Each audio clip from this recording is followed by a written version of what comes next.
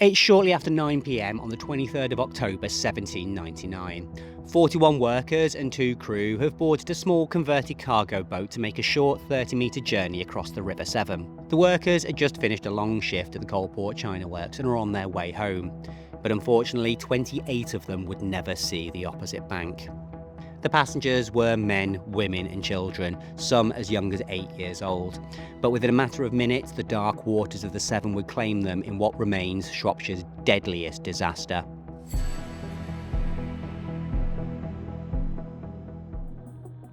Less than 2 weeks before the disaster, John Rose had bought the Coalport China Works, and he was in the process of moving his new workers over to his factory in Coalport, which was on the opposite side of the river. Now, originally the safest way across the river would have been via the Coalport Bridge, also known as the Wood Bridge, which was just a few hundred metres downstream. Now, the bridge that's here currently is made of iron, but the original bridge was a double-arch wood bridge, hence the name, and unfortunately the central support had been severely damaged in a flood 4 years earlier. Now, we know repairs were carried out at some point in 1799, but we don't know if the bridge was yet reopened, so it seems the only way across the river was still by private ferry. It was that ferry that the 41 workers and the 2 crew boarded that fateful Wednesday night. The ferry was an old Severn trough, a small 30-foot boat that was designed to move cargo with a shallow draft to help it traverse the shallows of the upper Severn. But this particular trough had been converted to act as a ferry.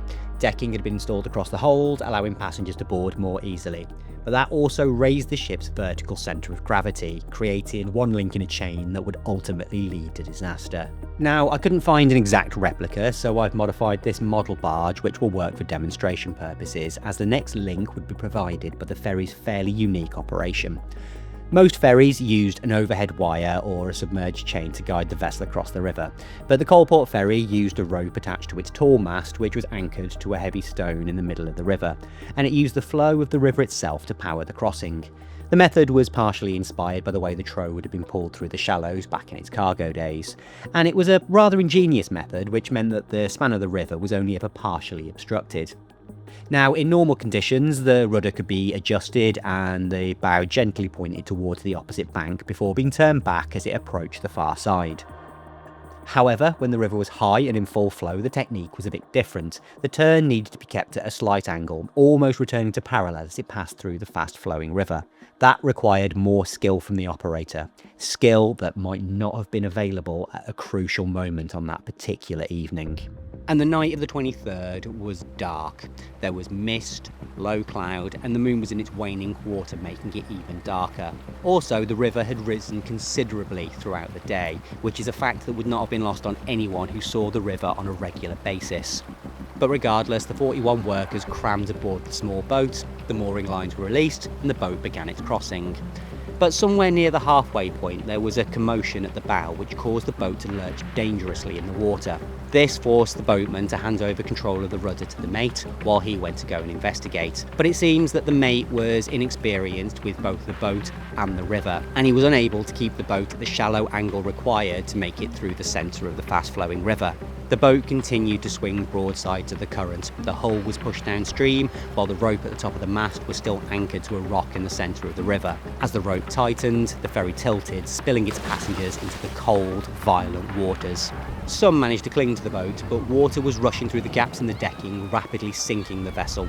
And some were pinned to the deck by the powerful flow of the river. Some were lucky enough to be swept to calmer waters towards the banks, where they were able to be rescued. And local hero Edward Parker wasted no time leaping into the river, rescuing 2 boys who were still clinging to the boat.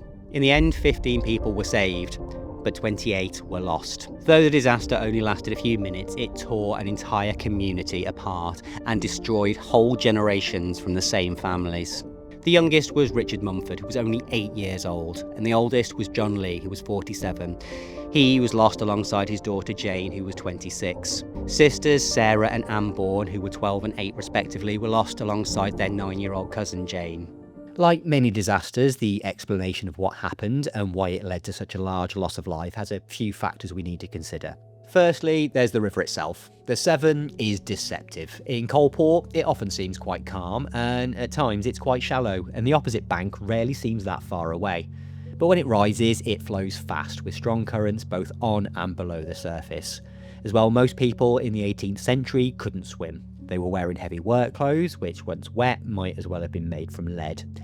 Then add in the physical effects of cold water shock from suddenly being dropped into frigid water, and then there would have been the panic. The fact that it was pitch black, foggy, with low cloud and very little moonlight, they'd also have barely been able to see their hands in front of their own faces, let alone the riverbank.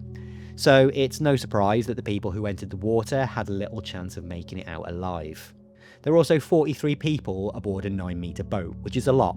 The boat was recovered and remained in use for some time. A later photo shows just 10 people aboard, so you can imagine how cramped it would have been with 43. So why didn't they just make 2 trips? Well, the workers were eager to get home, and they preferred to stick together, as the onward journey meant they had to walk up the long dark path through Corbett's Dingle. They would like to walk as a group, so the young ones wouldn't get lost or scared.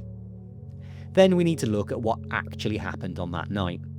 2 days after the disaster, the Worcester Herald reported that some of the men aboard were very imprudently rocking the boat in a violent manner in order to intimidate the women, which it added was too frequent a practice amongst the inconsiderate. According to that version, because of how many people were on board, the rocking led the boat to begin taking on water. This narrative made it into publications up and down the country in the following weeks, where it was repeated almost verbatim.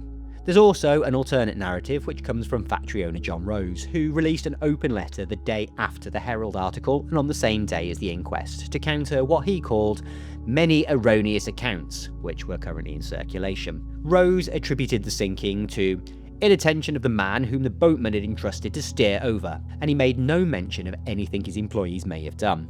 It is worth mentioning that John Rose was only 27 and had interned at the Coffley Works until 1793. He would have known many of the workers personally, and he even paid for their coffins.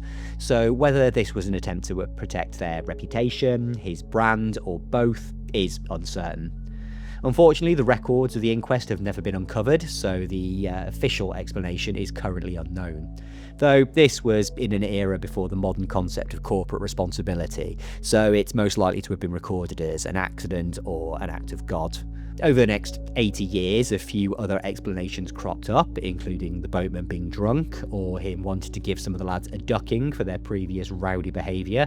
But given the amount of time after the event and the singular nature of these particular references, they're likely to be exaggerations or theories that just sort of became part of the story as it was passed down. So what actually happened? As is often the case when you've got conflicting accounts, the truth probably lies somewhere in the middle. I think there was some sort of commotion at the bow, whether it was an attempt to scare the girls or just some exuberant hijinks. Whatever it was enough to make the boatman hand over control to the mate. Given the state of the river that night, I don't think he would have done that lightly. So whatever was taking place must have presented some real danger to the boat. However, the mate was inexperienced with both the boat and the river. So rather than simply being inattentive, I just don't think he was skilled enough to steer the boat as needed.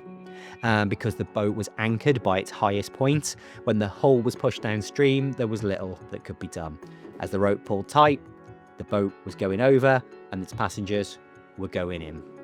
The cold, the dark, their clothing, their lack of ability in the water meant most of them were never coming out alive. The last body to be recovered, in fact, was found 15 months later, 70 miles away in Gloucester, and sadly some of the victims were never recovered at all. The Coalport Ferry remained in operation for many years, and lights were added to either bank, and the service finally ended in 1912. A memorial bridge was built in 1922, though that's a war memorial to the men that died in World War I. There is no permanent memorial to the 28 men, women and children that perished on that cold October night. Okay, Future Doug here with a quick update for the sake of accuracy, as I wrote the script for this video quite a while ago, and at the time there was no memorial to the victims of the disaster. However, I've come out today to film all the B-roll shots that have been included in the film that you've just watched, and I've discovered that there is now, in fact, a small memorial, which is fantastic news that it's actually there. I did go and speak to the barman, and he did tell me it's only been there for maybe 4 or 5 weeks, so it is very new. So before anybody comes at me in the comments, I am aware that there is now a memorial. So thanks for making it this far through the video. It's one that I've wanted to cover for quite a while. I think it's a disaster that doesn't get enough attention considering it's the deadliest disaster in Shropshire. But this video wouldn't have been possible if it wasn't for the work of Robert Herrick, who did all the painstaking research, delved into the archives, found out all the information, and even went as far as taking a swim in the Severn to get a feel for what it would have been like to have been dunked into the water that night.